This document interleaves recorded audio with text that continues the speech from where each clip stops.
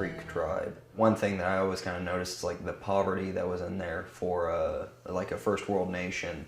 Yeah, I have relatives who live in houses that have dirt floors, and they're young children. You'd see young children who would get like medical conditions from getting bitten by fleas too much and things like that. So, you know, a lot of abject poverty.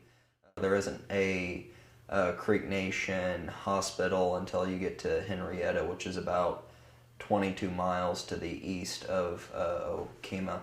The nearest large hospital that could accommodate more than just a routine doctor's office was in, I believe, Ada, Oklahoma, and that was the Choctaw Nation. It's like the DMV, only except everyone's sick. So it's a lot of form, a lot of wait time. You often run into people who are want to make it abundantly clear that they do not want to work there.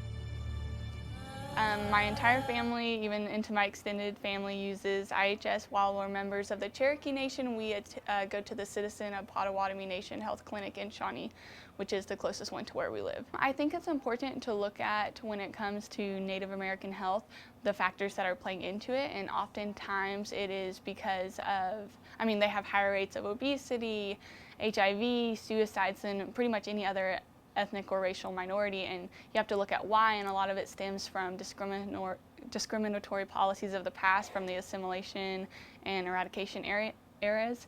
And so you have to not only treat the disease, but also kind of the stigma behind like the distrust of medical facilities, which most of the diseases and conditions Native Americans suffer from are preventable. And so having a community center or a hospital that's focused on preventing the problem before it takes root is really important.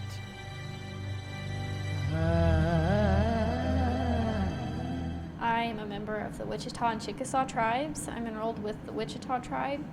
I'm trying to enhance students' awareness of how mental health services are delivered across different tribes in the state of Oklahoma. One thing that's unique about tribal health care is this cultural component where whenever we're developing these systems, we have to be very mindful of what are some of the traditions, the cultural practices, the history of the tribe, what is the healthcare state. There's also this disparity, and there's a great amount of need and not enough resources to meet that demand.